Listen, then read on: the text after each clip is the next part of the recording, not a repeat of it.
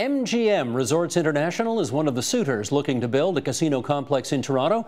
And joining us now to tell us what the plans would include in Las Vegas, Nevada, Alan Feldman. He's Senior Vice President of Public Affairs with MGM Resorts International. And Mr. Feldman, as I welcome you to the program, I just want to also point out that our producer Meredith Martin and our online editor Daniel Kitts are hosting a Twitter chat on this topic right now. So we ask our viewers to chime in and give us their thoughts on a Toronto casino and use the hashtag AgendaTVO. Okay, perhaps Alan Feldman, you could just start by telling us what the plans look like. Tell us what you're proposing. Well, we don't have a formal proposal per se, but what we've envisioned is that the casino part that OLG is proposing could be used to really create the economic engine for a much larger development for Toronto, one that would include convention space, retail space, hotel, restaurants, even a Cirque du Soleil home in Toronto, which they've never had. In order to breathe some life into that so that folks could have a better understanding of what we were talking about, what it might look like, how it might all fit together, we put together a concept for Exhibition Place. Doesn't mean it's the only place that it could go, but it was the one that we felt sort of was a great vessel to show how all of these disparate pieces could fit together. And so at mgmtoronto.com, you'll see how those pieces come together in an integrated resort at Exhibition Place that would not only maintain all of the heritage buildings that are there currently, but would also expand the convention space so that Toronto could move up the ladder, so to speak, from roughly 23rd where it is now to within the top 10. It's the fourth largest city in North America. It certainly ought to be in the top 10 in terms of its ability to attract and retain long-term relationships with conventions and trade shows. So that would certainly be a part of it. And in your view, what's the big attraction to that site in particular? Well, I think part of the attraction are the wonderful existing facilities that are there. The Direct Energy Center, XL Center, BMO Field, and some of the other structures that are there.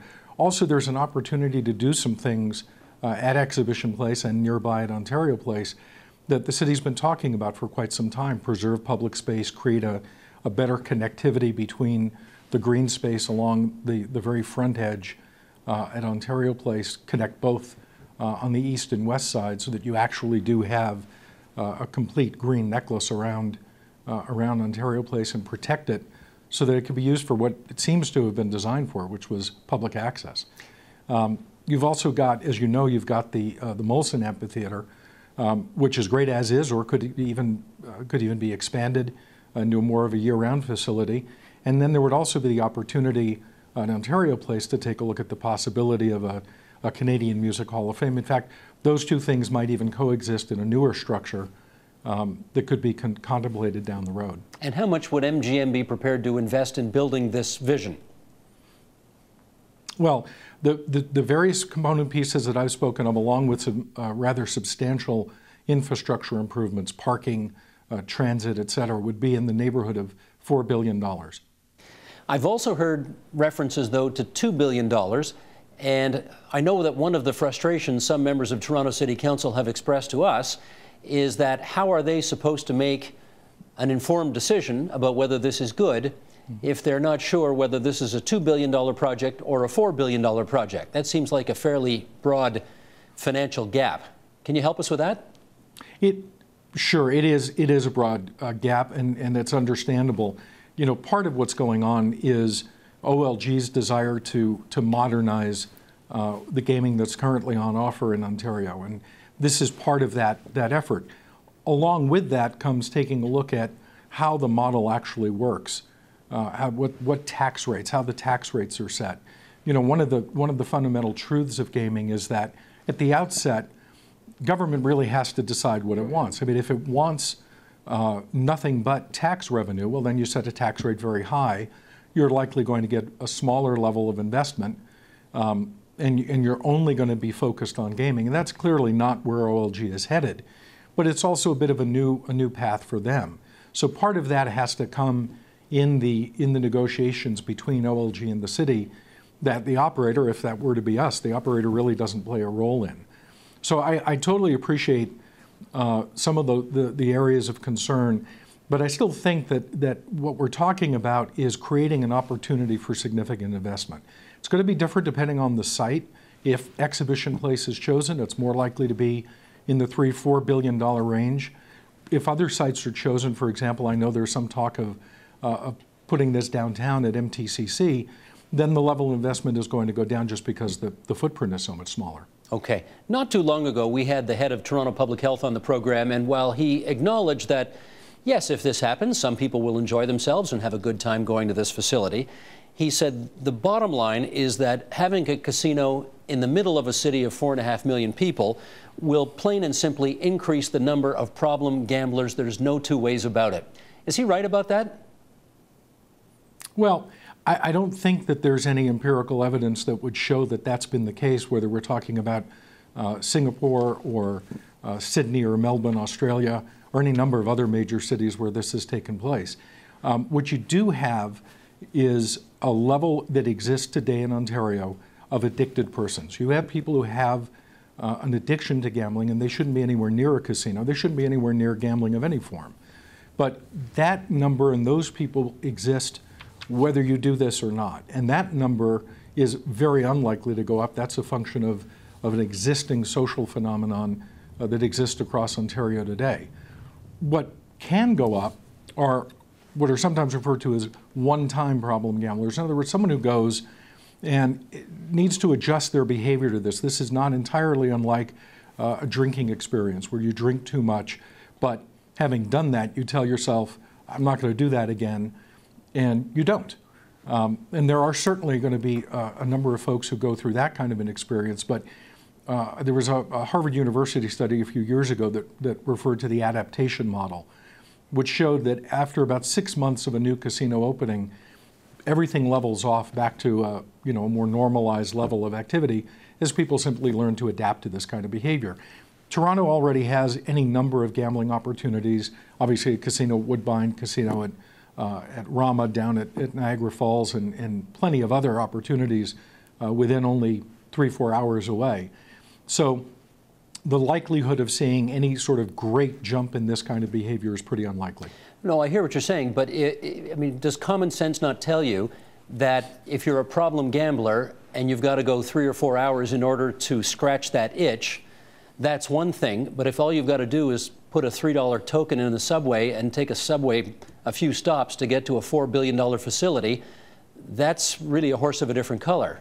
Does that make sense to you? Well, it would, except that that's not really what's going on in Toronto. First off, addicted gamblers, like any addiction, are going to find a source to feed that addiction no matter what you do.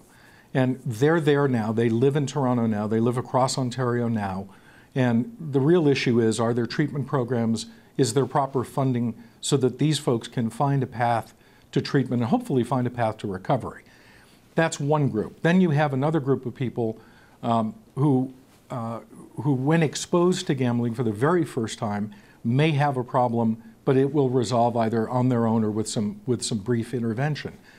The suggestion that you're putting out is as if there is no gambling in Ontario, there's no gambling in Toronto. And we know that not to be the case. Both legal and illegal, there are all kinds of forms of gambling all across the city and throughout the province. Okay, let me just put to you what the head of public health put to us a few months ago when he was here, and that is he had 4 ideas that he wanted you folks in the casino business to consider, which would tackle these issues or at least potentially ameliorate the issues of problem gamblers. And here they are. He said you should limit the hours of a casino operation, no 24-hour, 7-day-a-week access. The casino ought to be closed for at least 6 hours a day. He said you should restrict the number of electronic gaming machines and slow down the machine speed of play and features that promote the false belief in the odds of winning. He said you should eliminate casino loyalty programs and as well prohibit ATMs on the gambling floor because, of course, once your stash is done, you should be done, in his view, rather than just going to your bank machine and emptying out your checking account. My question is, would you be open to implementing any of these should you go ahead with a casino in Toronto? Well, we're always open to understanding what the best practices are in responsible gaming. By way of example, ATMs on the gaming floor per se have long been prohibited or restricted to certain areas or limited in their availability, specifically to try to get someone who may be going through cash too quickly to at least take a break and go seek, if they are going to seek to replenish their funds, to go away to do it. And then we also have responsible gaming messaging both on the screens at ATMs and pamphlets and brochures about responsible gaming at every ATM site.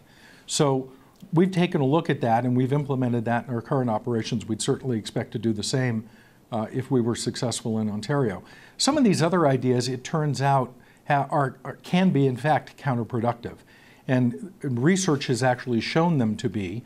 And ironically enough, a lot of that research has been in Canada. There have been ideas of slowing down machines or putting timeouts on machines. And it turns out that the people whose behavior you're trying to control actually begin to exhibit worse behavior.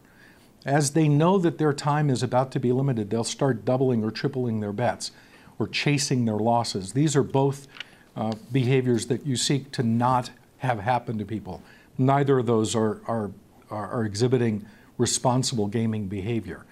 So what I would say to the health officer or to anyone else who has an interest in this is we'd be more than happy to take a look at any practices that might help to encourage responsible gaming on the part of our patrons. We've studied this extensively. We ourselves have provided funds for researchers to study this. It's also been studied without any casino money, just government doing it on its own, as I say, in Canada and in Australia and elsewhere. And in some cases, ironically enough, some of these ideas, which seem awfully logical on their face, can unfortunately have the unintended consequence of causing the exact opposite effect. No, I appreciate that. And the analogy I'm going to give may not be perfect, but society once upon a time decided that people shouldn't drive drunk, and so they told bar owners, you can't be open all night long, you got to close at 1 or at 2 or whatever it is. And I wonder whether the same thinking, the same logic applies to casinos as well, which is you got to know when to say when.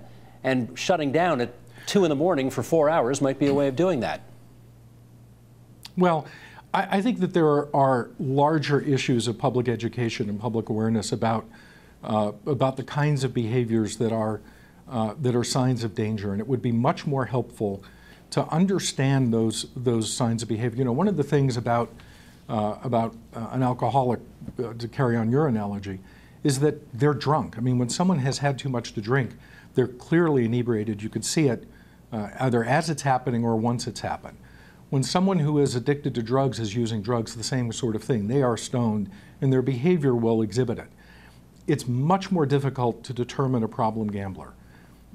Their ability to hide it as an addicted person kicks in, and you don't have the visible outward signs that you would normally expect to see with someone who is exhibiting an addiction. So what probably would be better is broader awareness of what are the signs of a problem gambler, so that friends, family, workers in the casino, others can interdict and get someone on a path to treatment and hopefully a path to recovery. Okay, Mr. Feldman, just a few minutes left here. Let me see if I can tackle a couple of more things with you. I just want to understand where your company's coming from in terms of location. Is it basically downtown Toronto or bust?